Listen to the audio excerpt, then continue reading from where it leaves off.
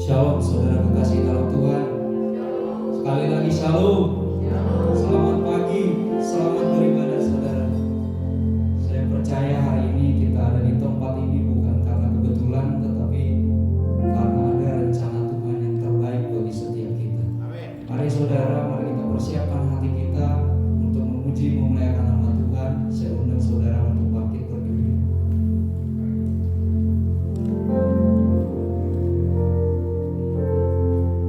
Bapa, kami mengucap syukur Tuhan Yesus. Pagi hari ini Tuhan, kami mau mempersiapkan hati kami, jiwa kami ya Tuhan, untuk memuji memuliakan nama-Mu ya Tuhan, untuk meninggikan Engkau ya Tuhan Yesus. Karena kami tahu Tuhan, Engkau layak dipuji, Engkau layak dimuliakan Tuhan di tempat ini Bapa. Tuhan, kami meminta Roh Kudus-Mu hadir di tengah-tengah kami, penuhi kami Tuhan Yesus, supaya Tuhan pujian penyembahan kami boleh benar-benar ya Tuhan menyenangkan hati-Mu Tuhan Yesus. Tuhan, sucikan, kuduskan hati dan pikiran kami ya Tuhan, supaya pagi hari ini Tuhan Engkau disenangkan atas pujian penyembahan kami Bapa. Terima kasih ya Tuhan, Engkau berkati ibadah kami dari pagi sampai pada akhirnya nanti.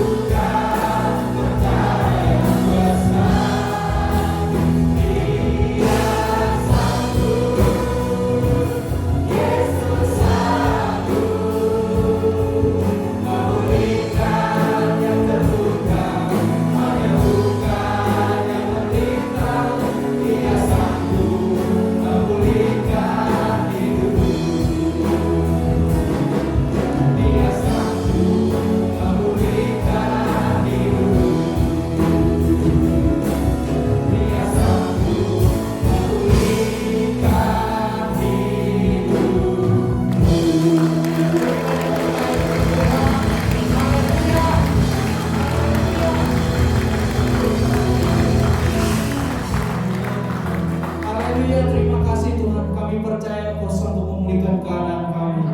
Saat ini Tuhan kami mau terus memuji memuliakan Engkau, dan kami percaya bahwa Engkau hadir di tengah-tengah kami. Kami mengucap syukur atas di dalam nama Yesus, sama-sama katakan amin. Haleluya. Kita merasakan sukacita pada hari ini. Haleluya, berikan yang terbaik lagi untuk Tuhan. Saudara siap untuk berjoget buat Tuhan. Amin. Mari kita angkat pujian ini.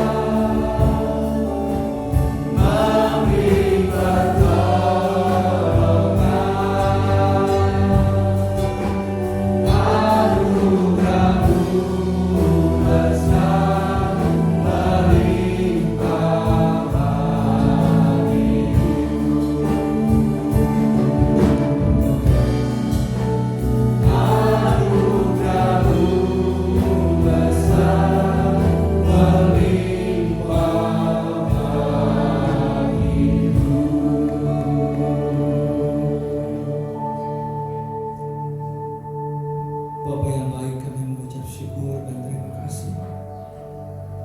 Kau sungguh baik bagi kami ya Tuhan.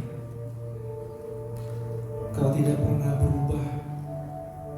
Kasih-Mu tiada batasnya ya Tuhan. Kami bersyukur kalau pagi hari ini kami boleh ada di tempat ini. Karena kami rindu untuk mendengarkan sabda-Mu ya Tuhan. Karena kami butuh firman-Mu ya Tuhan. Firman-Mu sebagai pelita bagi kaki kami dan terang bagi jalan hidup kami. Di dalam dunia yang tambah gelap, firman-Mu yang akan menyinari setiap langkah hidup kami.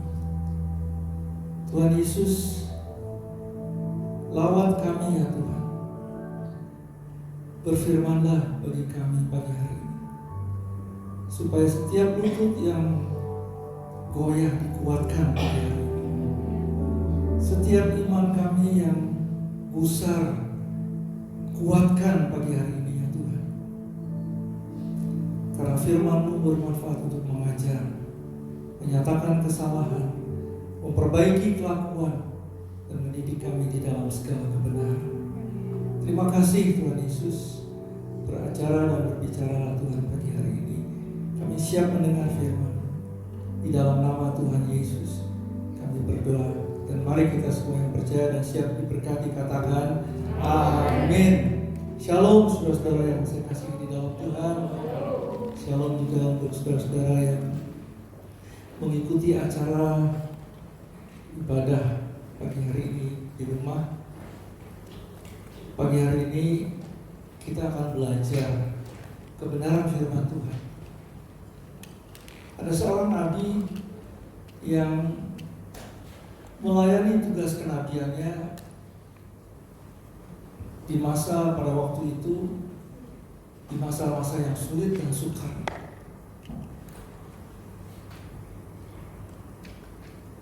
Karena pada waktu itu nabi ini sedang berada di dalam pemerintahan bangsa Yehuda.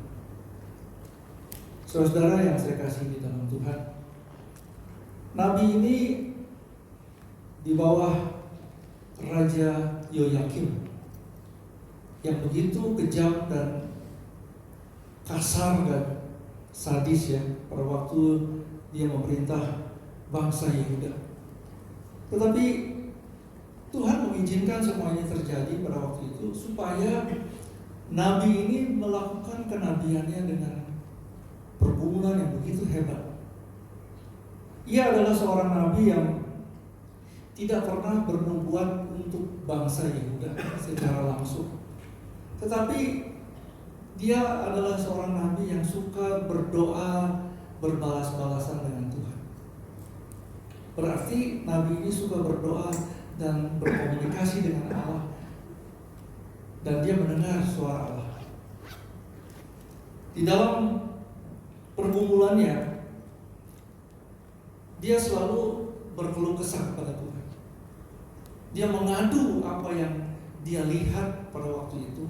Kejadian di mana bangsa Yehuda itu kehidupan mereka begitu bokor, kehidupan moral mereka begitu rendah, kehidupan rohani mereka begitu merosot, dan mereka melihat begitu banyak kejahatan yang terjadi, penindasan yang terjadi pada waktu itu, sehingga dia bergumul kepada Tuhan.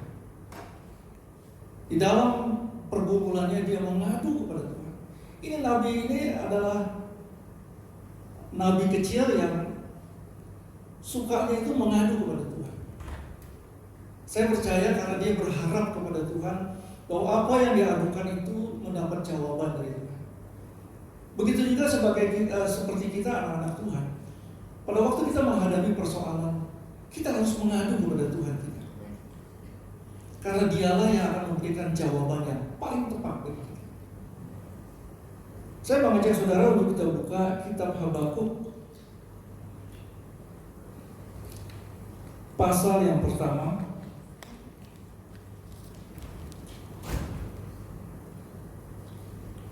Ini adalah apa yang diadukan oleh Nabi Habakuk kepada Allah pada waktu itu di masa sulit, ya, di mana mereka Nabi Habakuk melihat begitu hebat penindasan, kejahatan, kekerasan, perbantahan, dan juga pertikaian yang terjadi waktu itu. Kita akan baca dari ayat yang kedua, saudara. Habakuk pasal yang pertama ayat yang kedua. Berapa lama lagi Tuhan aku berteriak, tetapi tidak kau dengar. Aku berseru kepadamu penindasan, tetapi tidak kau tolong. Mengapa engkau memperlihatkan kepadaku kejahatan, sehingga aku memandang kelaliman? Ya, aniaya dan kekerasan ada di depan mataku. Perbantahan dan pertikaian terjadi. Itulah sebabnya hukum kehilangan kekuatannya, dan tidak pernah muncul keadilan. Sebab orang fasik mengepung orang benar. Itulah sebabnya keadilan muncul terbalik. Jadi itu yang sedang terjadi pada waktu bangsa Yehuda berbalik daripada Allah. Dikatakan penindasan terjadi, kekerasan, ya, pertikaian, perbantahan, ya. Dan sampai akhirnya dikatakan di ayat yang keempat, itulah sebabnya hukum kehilangan kekuatannya dan tidak pernah muncul keadilan. Sebab orang fasik mengepung orang benar, itulah sebabnya keadilan muncul terbalik. Jadi kebenaran itu sudah terbalik. Kebenaran yang harusnya ditegakkan tidak bisa ditegakkan, karena orang benar itu sudah dikepung dengan orang fasik. Sesuatu yang benar itu disalahkan, sesuatu yang salah dan jahat itu dibenarkan. Itulah kejadian pada waktu itu ketika Nabi Habakuk ini sedang melakukan tugas kenabiannya. Oleh karena itu dia bergumul sama Tuhan, dia berseru-seru kepada Tuhan supaya Tuhan memberikan pertolongan bagi bangsa Yehuda pada waktu itu. Saudara, di dalam pergumulannya Nabi Habakuk mendapatkan jawaban. Apa yang dijawab oleh Tuhan kita bisa baca di dalam ayat yang kelima sampai ayat yang ke-11.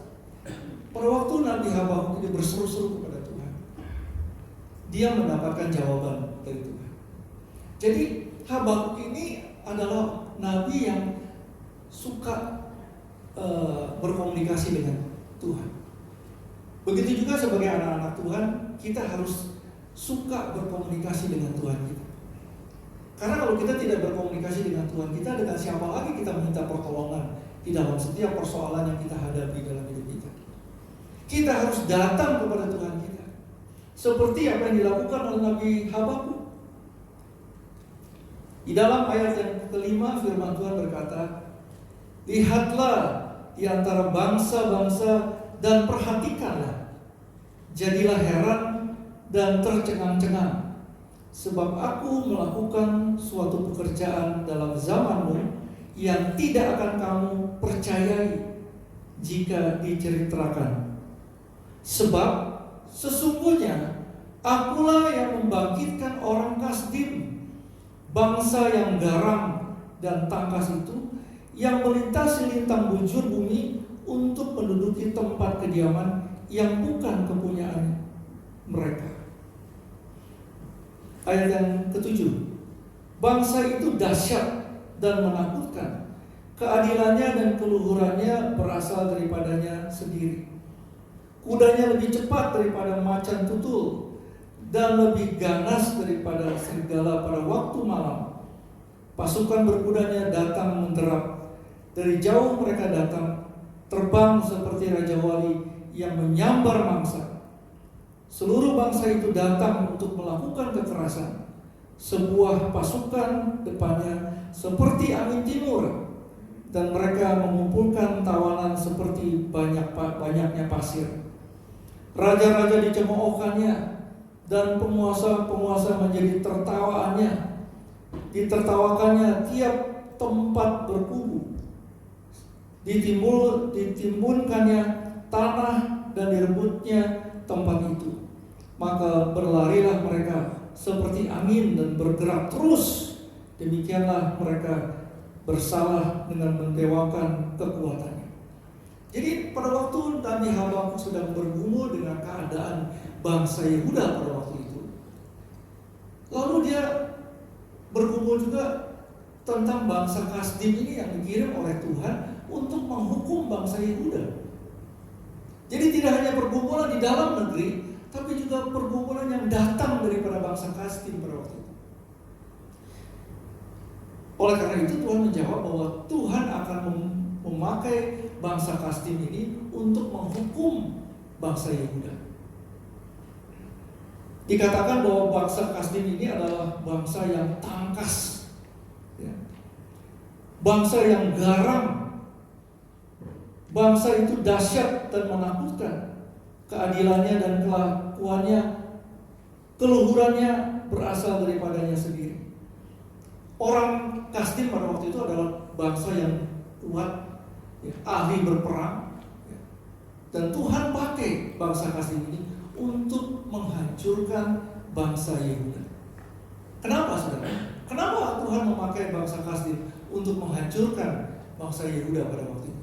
Karena bangsa Yehuda sudah berbalik daripada Allah dan melakukan hal-hal yang menjijikkan di mata Tuhan. Apa yang telah dilakukan oleh bangsa Yehuda pada waktu itu? Kita bisa lihat dari ayat pasal yang kedua, ayat yang ke-18.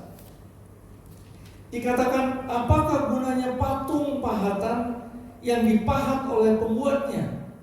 Apakah gunanya patung tuangan pengajar dusta itu? Karena pembuatnya percaya akan buatannya, padahal berhala-berhala bisu belaka yang dibuatnya. Celakalah orang yang berkata kepada sepotong kayu, terjagalah, dan kepada sebuah batu bisu, bangunlah. Masakan dia itu mengajar. Memang ia bersalutkan emas dan perak, tetapi roh tidak ada sama sekali di dalamnya. Jadi mereka berbalik daripada Allah yang hidup dan menyembah ilah-ilah yang lain. Patung-patung pahatan, patung-patung tuangan yang bersalutkan perak dan emas, itu yang mereka sembah. Mereka tidak menyembah lagi Allah yang menuntun mereka dari Mesir keluar dari tempat perbudakan sampai ke tanah perjanjian. Mereka lupa, saudara, bahwa mereka punya Allah yang begitu dahsyat. Oleh karena itu Nabi Habakuk bergumul sama Tuhan. Kenapa Tuhan? Mengapa Engkau harus memakai bangsa Kasdim ini untuk menegur dan menghancurkan bangsa Yehuda? Saudara, sesuatu yang menjijikkan di mata Tuhan itu menimbulkan kecemburuan bagi Tuhan. Allah kita adalah Allah yang cemburu. Oleh karena itu, hari-hari ini Tuhan mau supaya kita memfokuskan pandangan kita kepada Tuhan. Hanya Dia yang layak kita sembah. Hanya Dia yang layak menerima pengaduan kita. Dan kita mendengar jawaban dari Dia. Apa yang Tuhan ingin kita lakukan di dalam kehidupan kita. Bangsa Kasdim ini bangsa yang tidak mengenal ampun, saudara. Dia menghancurkan bangsa Yehuda pada waktu itu. Oleh karena itu, Nabi Habakuk dia berseru-seru kepada Tuhan. Dan saya melihat bahwa Nabi Habakuk ini adalah orang yang suka mendengar, ya, dan melakukan kehendak Tuhan. Di dalam pergumulan Nabi Habakuk, dia juga membuat satu keputusan di dalam hidupnya, bahwa dia harus mencari Tuhan terlebih dahulu. Dia harus mendapatkan jawaban dari Tuhan. Dia harus mencari Tuhan, mencari kehendak Tuhan di dalam pergumulan yang dia hadapi pada waktu itu. Saudara, apa yang dilakukan oleh Nabi Habakuk pada waktu itu, kita bisa baca dari pasal yang kedua, ayat yang pertama. Pada waktu dia bergumul, dia tahu dia harus lari kepada Tuhan. Oleh karena itu, dia mencari wajah Tuhan, dia mencari jawaban dari Tuhan, dan dia berdiri di tempat pengintaiannya dan berdiri tegak di menara di mana dia berdoa. Saudara, hari-hari ini saya percaya setiap saudara dan saya menghadapi berbagai macam persoalan. Tapi pada waktu kita menghadapi persoalan, jangan cari siapa-siapa sebenarnya. Kita cari Tuhan kita. Kita masuk di dalam saat teduh atau WPDA. Kita tanya sama Tuhan, apa yang sedang terjadi di dalam kehidupan kita? Apa yang Tuhan ingin lakukan di dalam kehidupan kita? Apa yang Tuhan ingin koreksi di dalam kehidupan kita? Pasti Tuhan memberikan jawabannya melalui firman-Nya. Oleh karena itu, jangan kita berhenti membaca firman Tuhan hari-hari ini. Karena kita butuh firman Tuhan sebagai penuntun di dalam setiap langkah hidup kita. Firman Tuhan berkata, aku mau berdiri di tempat pengintaianku dan berdiri tegak di menara. Aku mau meninjau dan menantikan apa yang difirmankannya kepadaku. Jadi pada waktu Habakuk dia bertanya sama Tuhan, dia menunggu jawaban Tuhan. Apakah saudara pada waktu saudara berdoa dan bertanya kepada Tuhan, saudara mengizinkan Tuhan untuk memberikan jawaban kepada saudara? Apakah saudara memberikan waktu kepada Tuhan untuk berbicara kepada saudara? Seringkali kita doanya terlalu cepat, saudara. Oleh karena itu, hari-hari ini kita harus lebih meluangkan waktu kita mendengar apa jawaban Tuhan. Karena jawaban Tuhan itu adalah sesuatu yang pasti, yang terbaik bagi kita. Pada waktu Nabi Habakuk bertanya kepada Tuhan, Tuhan menjawab. Di ayat yang keempat, pasal yang kedua, ayat yang keempat, firman Tuhan berkata, sesungguhnya orang yang membusungkan dada tidak lurus hatinya, tetapi orang yang benar itu akan hidup oleh percayanya. Jadi walaupun pergumulan Nabi Habakuk waktu itu begitu hebat, tapi dia tetap percaya kepada Tuhan yang dia sembah.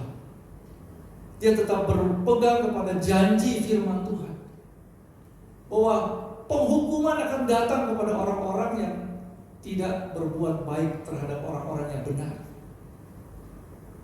Saudara, apapun yang kita alami hari-hari ini, kita percaya bahwa Tuhan turut bekerja di dalam kehidupan kita. Dan semuanya itu akan mendatangkan kebaikan bagi kita yang mengasihi Tuhan, bagi kita yang terpanggil sesuai dengan rencana. Jadi kita harus percaya bahwa di dalam setiap persoalan Tuhan akan memberikan jalan keluar kepada kita.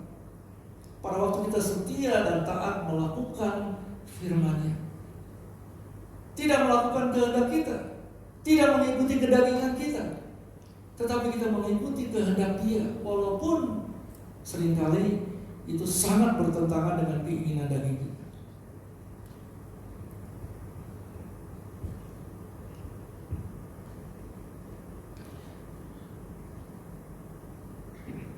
Saya percaya bahwa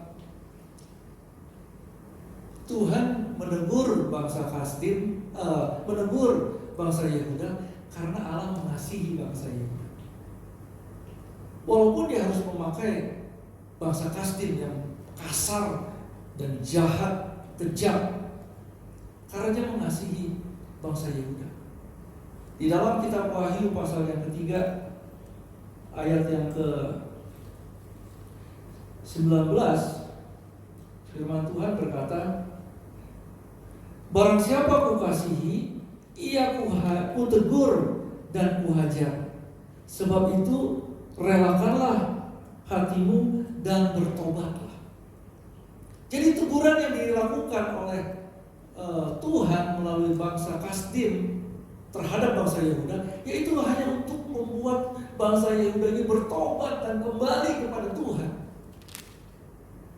Tuhan tidak pernah bermaksud untuk menghancurkan bangsa Yehuda, tapi Dia ingin supaya bangsa Yehuda ini berbalik dan bertobat kembali kepada jalannya Tuhan.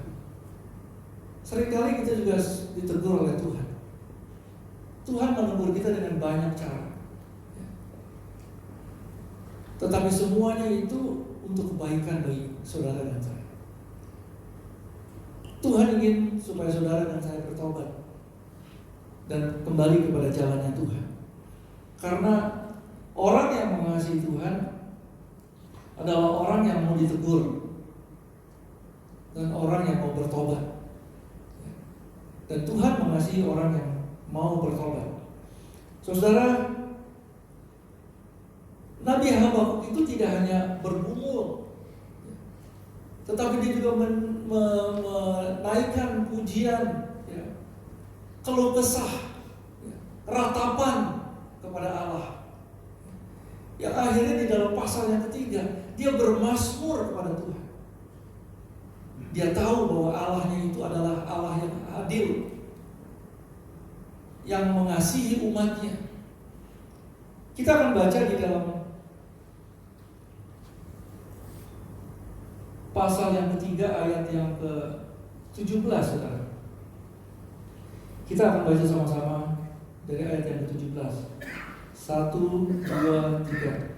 Sekalipun pohon ara tidak berbunga, pohon anggur tidak berbuah, hasil pohon zaitun mengecewakan, sekalipun ladang-ladang tidak menghasilkan bahan makanan, kambing domba terhalau dari kurungan, dan tidak ada lembu sapi dalam kandang. Namun aku akan bersorak-sorak di dalam Tuhan, beria-ria di dalam Allah yang menyelamatkan aku. Jadi pada waktu di dalam pergumulan pun, pada akhirnya Nabi Habakuk memutuskan untuk memuji Tuhan. Bahkan dia bermazmur kepada Tuhan. Karena apa? Karena dia tahu Allahnya itu adalah Allah yang adil, Allah yang mengasihi umatnya, Allah yang akan memberkati umatnya pada waktu umatnya hidup benar, taat, dan melakukan kehendaknya.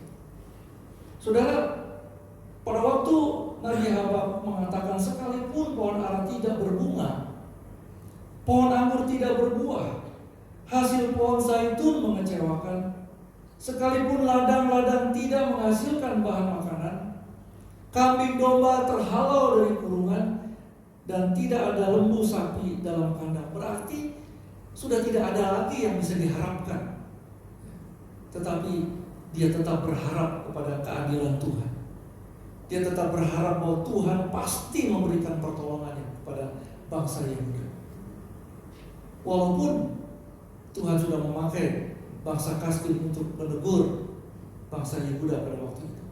Dan saya percaya bahwa teguran Tuhan itu diresponi dengan positif oleh bangsa Yehuda.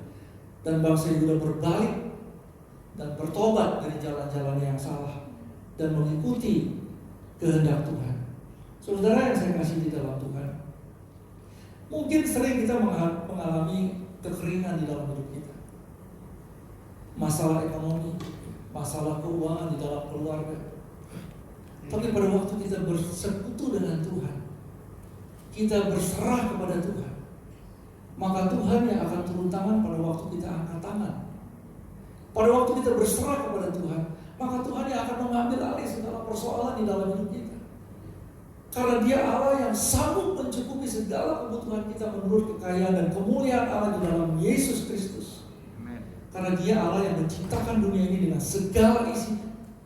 Oleh karena itu kita harus percaya dengan iman, ya, bahwa Tuhan yang berkehendak, maka terjadilah sesuai dengan kehendak Tuhan.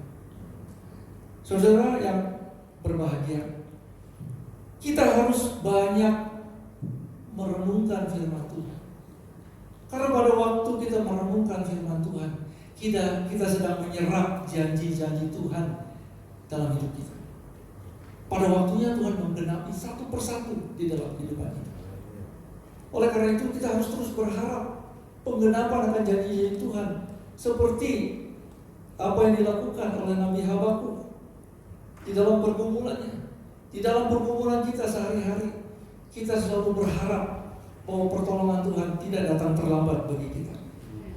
Saudara yang saya kasih di dalam Tuhan, di dalam ayat yang ke-19, ayat yang ke-18, firman Tuhan berkata, namun aku akan bersorak-sorak di dalam Tuhan. Orang yang hidupnya dipenuhi oleh kebenaran firman Tuhan akan tetap bersorak-sorak walaupun sulit kehidupannya. Karena firman Tuhan itu menjadi rema dalam hidupnya. Firman Tuhan itu dengan pertolongan Roh Kudus dia akan mampu memuji Tuhan. Roh Kudus akan memampukan dia untuk memuji dan menyembah Tuhan. Bahkan firman Tuhan berkata, beria-ria di dalam Allah yang menyelamatkan aku. Kalau saudara mengingat betapa besar pengorbanan Tuhan yang sudah menyelamatkan saudara dan saya, saudara akan mengucap syukur, saudara akan beria-ria, saudara akan melompat-lompat. Saya percaya pada waktu itu, pada waktu Nabi Habakuk mengatakan apa yang tertulis di dalam ayat 17 sampai 19 ini, dia sedang melompat-lompat karena dia sedang beria-ria di dalam Tuhan yang telah menyelamatkan dia. Dia begitu mengasihi Tuhan.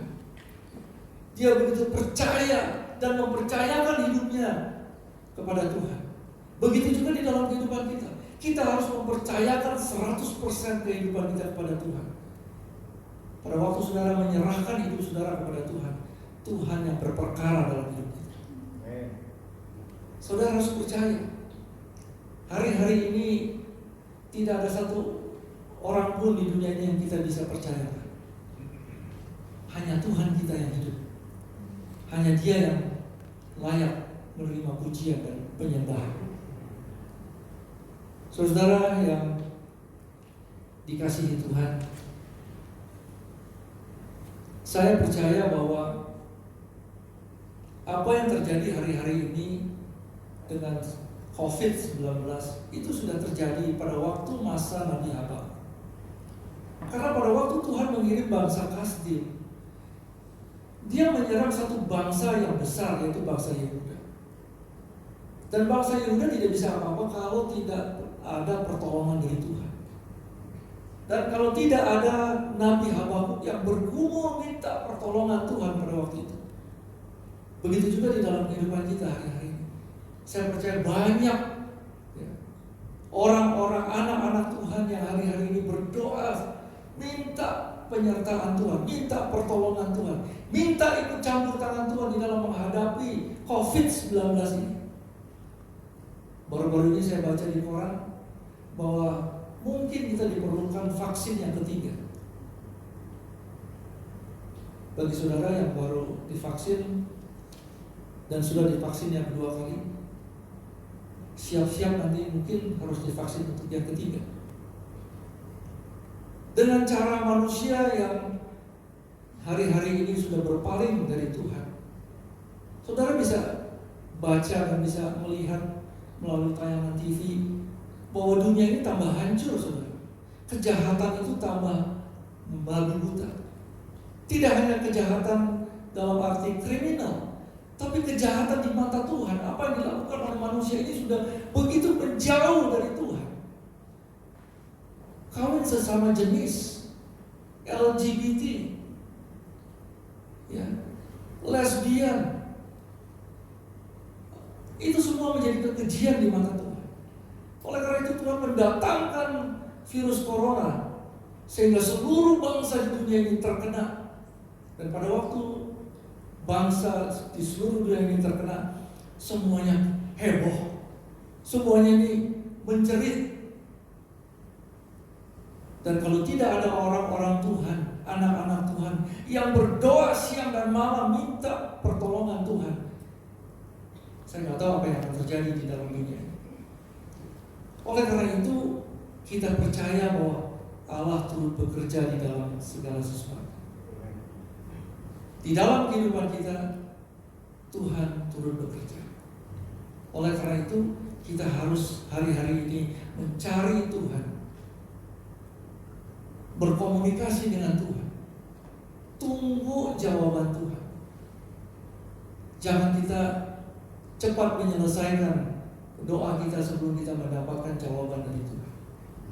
Mungkin satu kali, dua kali kita tidak mendapatkan jawaban dari Tuhan, tapi pada waktu kita terus-menerus berdoa dan bertanya kepada Tuhan, maka Tuhan akan memberikan jawabannya. Saudara yang dikasihi Tuhan, Saya percaya bahwa Tuhan kita adalah Tuhan yang besar. Tuhan kita adalah Tuhan yang maha penyayang. Tadi dikatakan di dalam pasal Habakuk pasal yang kedua ayat yang keempat, sesungguhnya orang yang membusungkan dada tidak lurus hatinya, tetapi orang yang benar itu akan hidup oleh percaya. Hari-hari ini Tuhan mencari orang-orang yang hidupnya dengan iman dan percaya kepada Tuhan. Dan saya percaya bahwa iman kita itu tumbuh melalui pendengaran akan firman Tuhan, pendengaran akan firman Kristus. Oleh karena itu kita harus terus membaca firman Tuhan, memperdengarkan firman Tuhan. Iman kita harus bertumbuh, iman kita harus menjadi dewasa, supaya pada waktu kita menghadapi persoalan, kita tidak akan lari, tapi kita akan lari kepada Tuhan, sehingga Tuhan memberikan kekuatan kepada kita, sehingga kita mendapatkan jalan keluar yang daripada Tuhan. Mari kita tundukkan kepala, kita berdoa.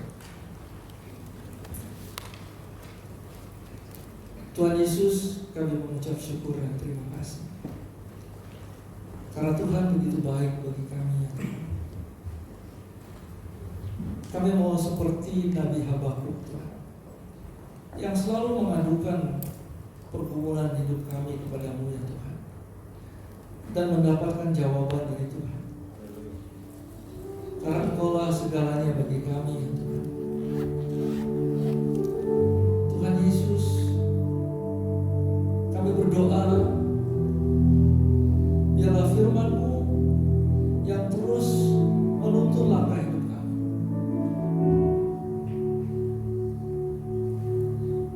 Tuhan, hari-hari ini kami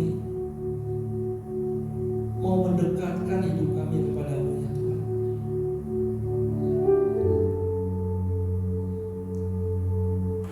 Oh Jesus,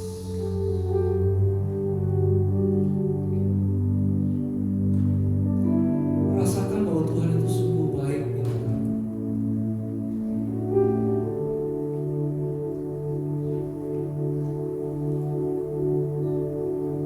Terima kasih Tuhan Yesus.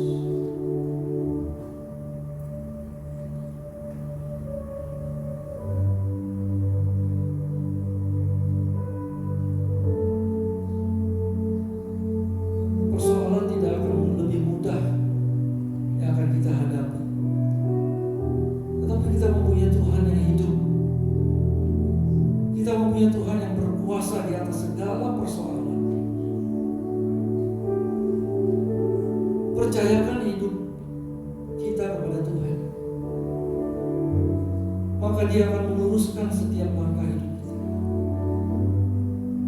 Tuhan, kuatkan dan teguhkan hati kami ya Tuhan. Biarlah firman-Mu yang menjadi pelita bagi kaki kami dan terang bagi jalan hidup kami. Terima kasih Tuhan Yesus. Terima kasih.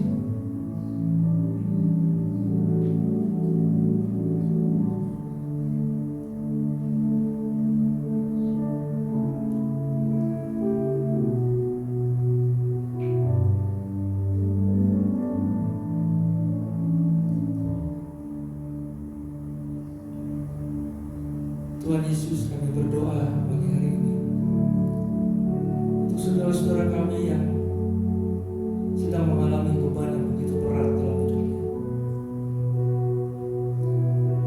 Biarlah Tuhan yang mengangkat segala beban dalam hidup mereka. Karena firman Tuhan mengatakan, kemarilah setiap orang yang letih lesu dan berbeban berat, Aku akan memberikan kelegaan. Tuhan, hanya Engkau yang bisa mengangkat segala beban hidup kami. Oleh karena itu pagi hari ini kami menyerahkan seluruh beban hidup kami kepada-Mu ya Tuhan. Biar Tuhan yang mengganti dengan sukacita dan damai sejahtera yang melampaui akal pikiran manusia. Terima kasih Tuhan Yesus. Kami berdoa ya Tuhan,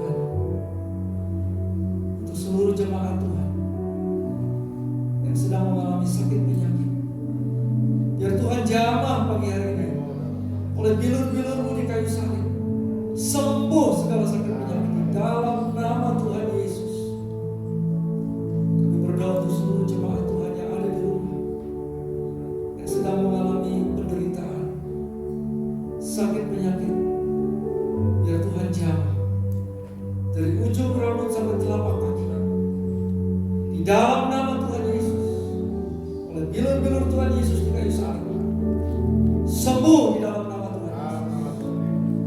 Terima kasih Tuhan Yesus. Tuhan, kami berdoa untuk seluruh jemaat Tuhan yang hari-hari ini memerlukan pertolongan di dalam ekonomi mereka. Biar Tuhan bukakan tingkat-tingkat lain dan mencurahkan berkat-berkat Tuhan. Karena Engkau adalah Allah kami yang hidup. Engkau yang menciptakan dunia ini dengan segala isinya. Berarti Engkau kaya Tuhan. Terima kasih Tuhan. Dengan iman kami percaya kami sudah mendapatkan pertolongan daripada-Mu. Dengan iman kami percaya kami sudah menerima pertolongan di dalam nama Tuhan Yesus. Terima kasih Tuhan Yesus. Kami berdoa ya Tuhan untuk seluruh jemaat Tuhan. Biarlah Tuhan jamah hati mereka. Kami berdoa juga ya Tuhan untuk seluruh pelayan Tuhan yang sudah melayani pagi hari. Biar Tuhan yang memberkati setiap pelayanan mereka. Apa yang mereka sudah tabur tidak akan kembali dengan sia-sia ya Tuhan. Terima kasih Tuhan Yesus.